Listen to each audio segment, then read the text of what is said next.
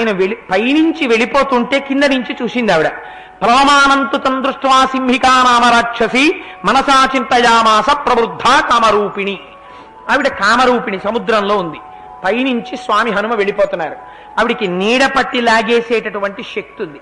ఎన్నాళ్ళకి దొరికిందిరా, మంచి ఆహారం దొరికింది అనుకుని నీడ పట్టి లాగేస్తోంది. ఆయన గమనం తగ్గిపోతోంది. చూశారు స్వామి, ఓహో ఏమిరా నా గమనం తగ్గుతోందనుకున్నారు. ఊర్ధ్వమూల మదశ్చైవ అని ఒక్కసారి తదృష్ట్వా ఆ కిందకి చూసేటప్పటికీ సుగ్రీవుడు చెప్పినటువంటి మాటలు జ్ఞాపకానికి వచ్చాయి. దక్షిణ సముద్రం నుంచి వెళ్ళిపోయేటప్పుడు నీడ పట్టి లాగేసేటటువంటి రాక్షసున్నది అని చెప్పాడు. ఓహో ఇది సింహిక అన్నమాట అనుకున్నారు. వక్త్రం ప్రసారయామాసా పాతాళాంతర సన్నిభం. ఈయన పెద్ద శరీరం పెంచారు, మింగుదామని అది పెద్ద శరీరం పెంచింది. ఒక్కసారి మర్మస్థానాన్ని చూశారు, గుండెలు కనపడ్డాయి. మళ్ళీ ఒక్కసారి ససించప్యత్తనక్కాజం బభూవాంగుష్టమత్రక, మళ్ళీ చిన్నవారైపోయారు, లోపలికి వెళ్ళారు. ఒక్కసారి ఆ గుండెకాయని పట్టుకుని తెంపేశారు, బయటకు వచ్చేశారు. గిలగిలా తన్నుకుని సింహిక మరణించింది. ఈవిడ ఆడదే, ఆవిడ ఆడదే. ఆవిడ దగ్గర నమస్కారం చేశారు, ఈవిడ దగ్గర చంపేశారు. ఇక్కడ మీరు చాలా జాగ్రత్తగా జ్ఞాపకం పెట్టుకోవలసినటువంటిది సింహిక. సింహిక కథని నేను ఓహో వర్ణించి చెప్పేసి అది ఇంత నోరు తెరిచింది, హనుమంత అయిపోయారు. ఎందుకు అదంతా? లోపలికి వెళ్ళారు, బయటికి వచ్చారు, మర్మస్థానాన్ని తెంపేశారు, చాలు. మనం తెలుసుకోవలసినది ఏది? మీరొక్కటి జ్ఞాపకం పెట్టుకోండి. ఈశ్వరుడు ఇంద్రియములను ఇచ్చాడు. వాటితో పాటు జగత్తు యందు వస్తువులుగా కొన్ని కనపడుతుంటాయి. మీరు దేవాలయానికి బయలుదేరితే దేవాలయం ఒకటే కనపడదు. దేవాలయానికి వెళ్ళేటప్పుడు మార్గమధ్యంలో ఈ కంటితో చూడకూడనటువంటి అనేకానేకమైనటువంటి షాపులు కనపడతాయి. అవి ఇంకా సంఖ్య పెంచుకోవచ్చని రోజు రోజుకి అనుమతిస్తున్నటువంటి మీద ఇంకా ఎక్కువ కనపడతాయి. అయితే అది అక్కడ ఉంటుందని నువ్వు ఇక్కడి నుంచి కళ్ళు మూసుకుని గుడి కడతావా? నేను భక్తుడినండి, నా కంటితో చూడను నేను అసలు అని ఇంకా తేటతెల్లంగా చెప్పాలనుకోండి, ఒక మద్యం విక్రయించేటటువంటి ఒక దుకాణం ఉంది అక్కడ. మీరు దాని ముందు నుంచి దేవాలయానికి వెళ్ళాలి. నేను పరమభక్తుండండి, నా కంటితో నేను అక్కడ మద్యం అమ్మే దుకాణం చూడను అని నువ్వు ఇలా కళ్ళు మూసుకుని, అయ్యా గుడి వచ్చిన తర్వాత కొంచెం చెప్పండి బాబా, అక్కడ దుకాణం ఉంది, కాస్త చెయ్యట్టుకు తీసుకెళ్ళండి గుడి వరకు అంటావా? అనవు. మీకు ఇంకా తేలికగా చెప్పాలంటే సూపర్ మార్కెట్లోకి నేను వెడతాను, మంచి పెద్ద జుత్తున్నవాడు వెడతాడు. నేను షాంపూ కొనుక్కోవాల్సిన అవసరం నాకేమిటి? కొబ్బరి నూనె సీసాను నాకు అక్కర్లేదు. ఓ బట్టబుర్రో బోడిగుండో ఉందనుకోండి, వెంకటాచలం వెళ్ళొచ్చాననుకోండి, నాకెందుకు నూనె సీసా? నాకు అక్కర్లేదు. కానీ బాగా బట్టబుర్ర ఉన్నటువంటి ఆయన ఉన్నాడనుకోండి, ఆయన షాంపూ ప్యాకెట్ కొనుక్కుంటాడా? మంచి వాసన నూనె కొనుక్కుంటాడా? ఆయన కొనుక్కోడు. ఎవరికి కావాలి? అది బాగా జుత్తున్నవాడు కొనుక్కుంటాడు. దాన్ని ప్రపంచంలో అనేక వస్తువులున్నా నీకు పనికొచ్చే వస్తువులను నీ మనస్సు చేత గుర్తిరిగి పెద్దల దగ్గర తెలుసుకుని ఆ వస్తువులను మాత్రమే ముట్టుకుని వాటినే నీలో పెట్టుకోవడం నేర్చుకో. అవే నీ ఇంట్లో ఉండాలి, అవే నీలో ఉండాలి. ప్రపంచంలో అనేక ఉంటాయి, వ్యామోహము వస్తువునందు లేదు. జ్ఞాపకం పెట్టుకోండి. A liquor shop is not a burden to you as long as you are not inclining to get into it. మీరు వైన్ షాప్ లోకి వెళ్ళడానికి మీరు విముఖులైనంత కాలం వైన్ షాప్ మిమ్మల్ని ఏం చేయదు. వైన్ షాప్ లోకి వెళ్ళాలనేటటువంటి తాపత్రయం మీకు కనపడిన నాడు 50 కిలోమీటర్ల అవతల వైన్ షాప్ ఉన్నా మీరు దానికి వశులే. అంటే వాడకొక వైన్ షాప్ని నేను సపోర్ట్ చేస్తున్నానని కాదు నా ఉద్దేశం. తెలిసి తెలియని వాళ్ళకి అది ప్రమాదమే. కానీ ప్రపంచమునందు నిన్నుద్ధరించేటటువంటి వస్తువులను మాత్రమే లోపలికి వెళ్ళాలి. ఏ లోపలికి? ఈ లోపలికి. ఇక్కడ జ్ఞాపకం ఉండవలసింది నీ పూజా మందిరం, నువ్వు దర్శనం చేసే దేవాలయం, రామాయణ శ్లోకాలు, నీ భార్య, నీ బిడ్డలు, నీ ప్రపంచం, భక్తులు, నీ స్నేహితులు, చాలు. అదే టీవీ. మంచి ఛానల్స్ వస్తాయి, దిక్కుమాలిన ఛానల్స్ వస్తాయి. నీ సంస్కారం బట్టి నీ టీవీ ఛానల్ ఆపరేట్ అవుతుంది. నీ సంస్కారం లేకపోతే నీ ఇంట్లో టీవీ పనికి మాలిన ఛానల్సే చూపిస్తుంది. నీకు సంస్కారవంతుడవైతే వీసీడీలోంచి ఒకవేళ ఆ ఛానల్లో మంచిది రాకపోతే నీకు భక్త జయదేవ, లవకుశ, సంపూర్ణ రామాయణం ఇవే టీవీలో స్క్రీన్ మీద కనపడుతుంటాయి. తప్పు టీవీదా నీదా? టీవీది కాదు, నీది. ఎందుకని?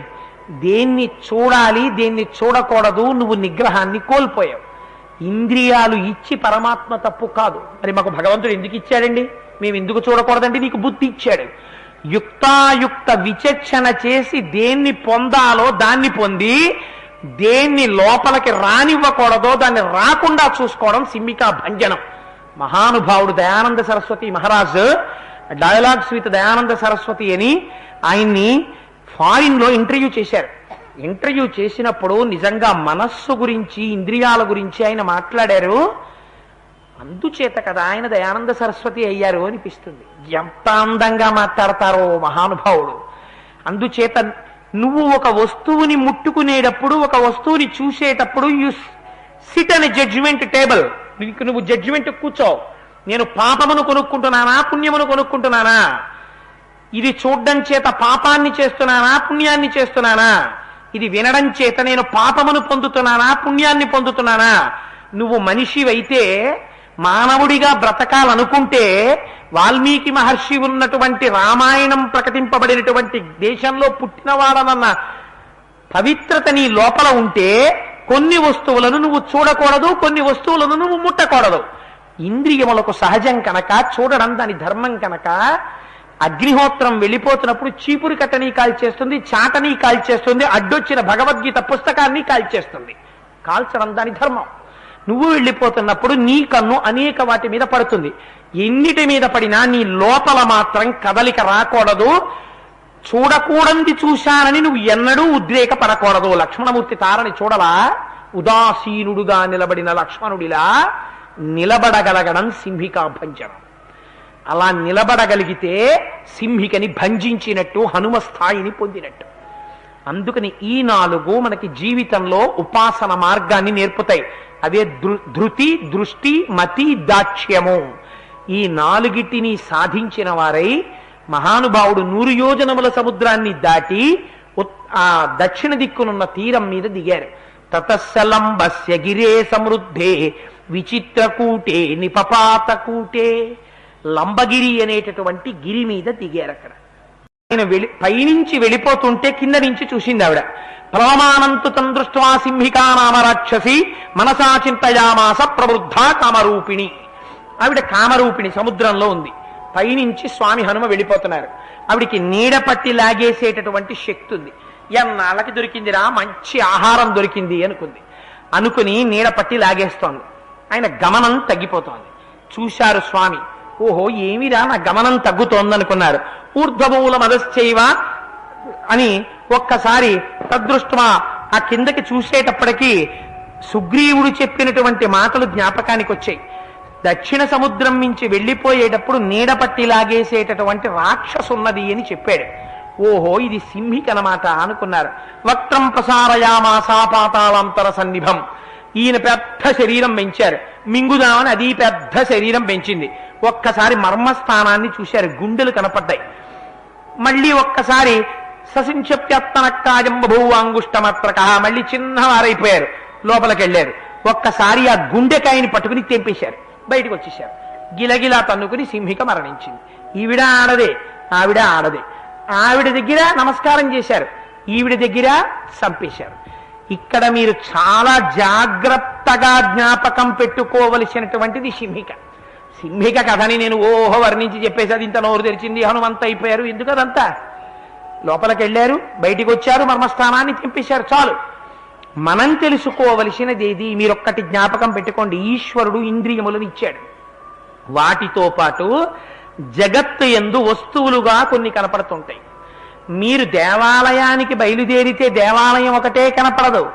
దేవాలయానికి వెళ్ళేటప్పుడు మార్గమధ్యంలో ఈ కంటితో చూడకూడనటువంటి అనేకానేకమైనటువంటి షాపులు కనపడతాయి. అవి ఇంకా సంఖ్య పెంచుకోవచ్చని రోజు రోజుకి అనుమతిస్తున్నటువంటి మీద ఇంకా ఎక్కువ కనపడతాయి. అయితే అది అక్కడ ఉంటుందని నువ్వు ఇక్కడి నుంచి కళ్ళు మూసుకుని గుడి కడతావా? నేను భక్తుడినండి, నా కంటితో చూడను నేను అసలు అని ఇంకా తేటతెల్లంగా చెప్పాలనుకోండి, ఒక మద్యం విక్రయించేటటువంటి ఒక దుకాణం ఉంది అక్కడ. మీరు దాని ముందు నుంచి దేవాలయానికి వెళ్ళాలి.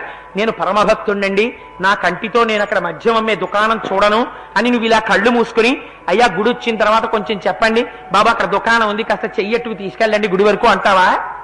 అనవు. మీకు ఇంకా తేలికగా చెప్పాలంటే సూపర్ మార్కెట్లోకి నేను వెడతాను, మంచి పెద్ద జుత్తున్నవాడు వెడతాడు.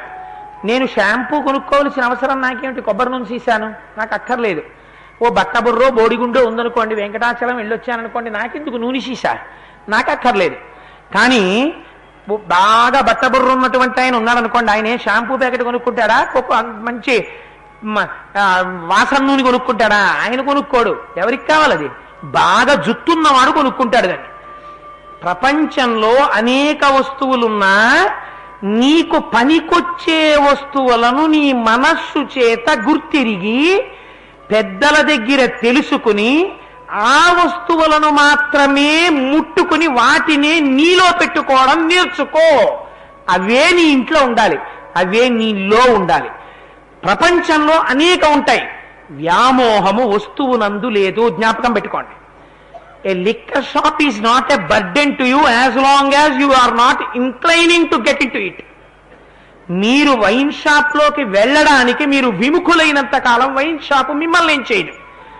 వైన్ షాప్ లోకి వెళ్ళాలనేటటువంటి తాపత్రయం మీకు కనపడిన నాడు 50 కిలోమీటర్ల అవతల వైన్ షాప్ ఉన్నా మీరు దానికి వశులే. అంటే వాడకొక వైన్ షాపుని నేను సపోర్ట్ చేస్తున్నానని కాదు నా ఉద్దేశ్యం. తెలిసి తెలియని వాళ్ళకది ప్రమాదమే. కానీ ప్రపంచమునందు నిన్నుద్ధరించేటటువంటి వస్తువులను మాత్రమే లోపలికి వెళ్ళాలి. ఏ లోపలికి? ఈ లోపలికి. ఇక్కడ జ్ఞాపకం ఉండవలసింది నీ పూజా మందిరం, నువ్వు దర్శనం చేసే దేవాలయం, రామాయణ శ్లోకాలు, నీ భార్య, నీ బిడ్డలు, నీ ప్రపంచం, భక్తులు, నీ స్నేహితులు, చాలు. అదే టీవీ, మంచి ఛానల్స్ వస్తాయి, దిక్కుమాలిన ఛానల్స్ వస్తాయి. నీ సంస్కారం బట్టి నీ టీవీ ఛానల్ ఆపరేట్ అవుతుంది. నీ సంస్కారం లేకపోతే నీ ఇంట్లో టీవీ పనికి మాలిన ఛానల్సే చూపిస్తుంది.